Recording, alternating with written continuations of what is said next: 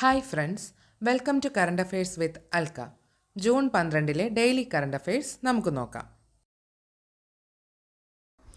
തുടർന്നും current affairs അപ്ഡേറ്റുകൾ ലഭിക്കുന്നതിനായും video കാണുന്നതിനായും എല്ലാവരും കറണ്ട് അഫയേഴ്സ് അൽക്ക എന്ന ചാനൽ സബ്സ്ക്രൈബ് ചെയ്യുക.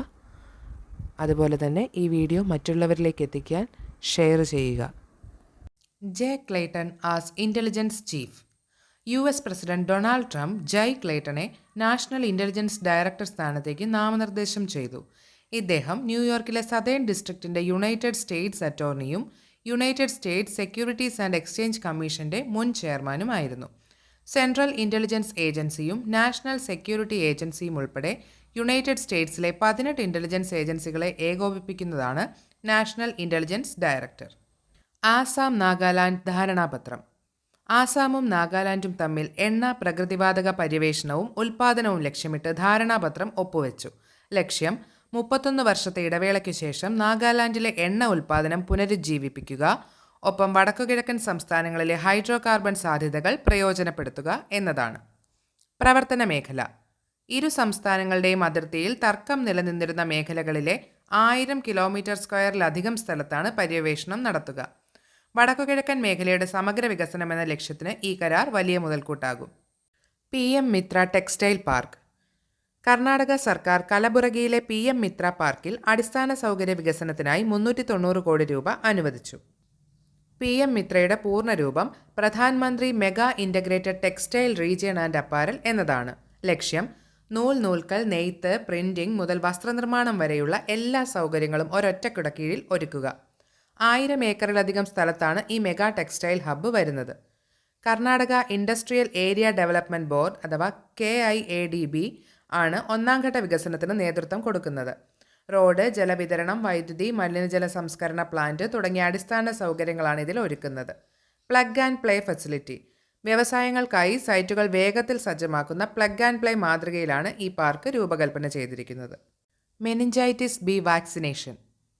കാനഡയിലെ Nova Scotia, Prince Edward Island എന്നീ പ്രവിശ്യകളിലെ സ്കൂൾ വിദ്യാർത്ഥികൾക്കും ഹോസ്റ്റലുകളിൽ താമസിക്കുന്ന കോളേജ് വിദ്യാർത്ഥികൾക്കുമായി സൗജന്യ മെനിഞ്ചൈറ്റിസ് ബി വാക്സിനേഷൻ ഡ്രൈവ് ആരംഭിച്ചു. ഈ പ്രവിശ്യകൾ ഒഴികെയുള്ള സ്ഥലങ്ങളിൽ രോഗസാധ്യത കൂടുതലുള്ളവർക്ക് വാക്സിൻ സൗജന്യമായി നൽകപ്പെടുന്നു. നൈസീരിയ മെനിഞ്ചൈറ്റിഡിസ് ബാക്ടീരിയയാണ് രോഗകാരി. India Bangladesh border security. അതിർത്തി സുരക്ഷയും സഹകരണവും വർദ്ധിപ്പിക്കുന്നതിനായി ഇന്ത്യയും ബംഗ്ലാദേശും തമ്മിൽ 2026 ജൂൺ 12 ന്യൂഡൽഹിയിൽ വെച്ച് നടന്ന യോഗത്തിൽ തീരുമാനമെടുത്തു. ഇന്ത്യയുടെ BSF അഥവാ ബോർഡർ സെക്യൂരിറ്റി ഫോഴ്സും ബോർഡർ ഗാർഡ് ബംഗ്ലാദേശ് അഥവാ BGBയും തമ്മിലാണ് ചർച്ച നടന്നത്.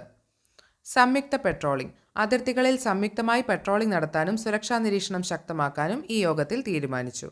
വിവരങ്ങൾ കൈമാറ്റം ചെയ്യൽ.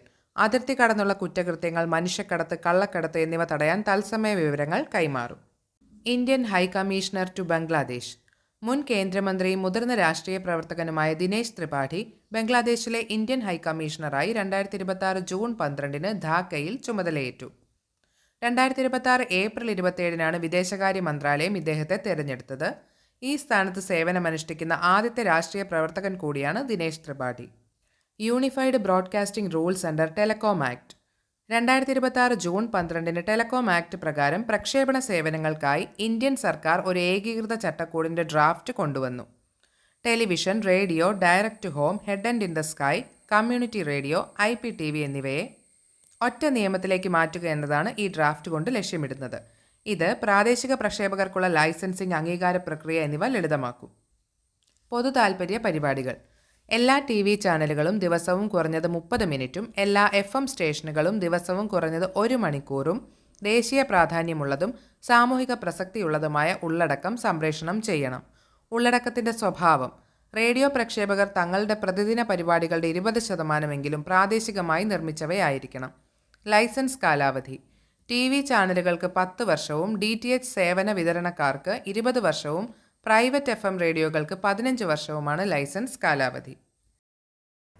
Thanks for watching.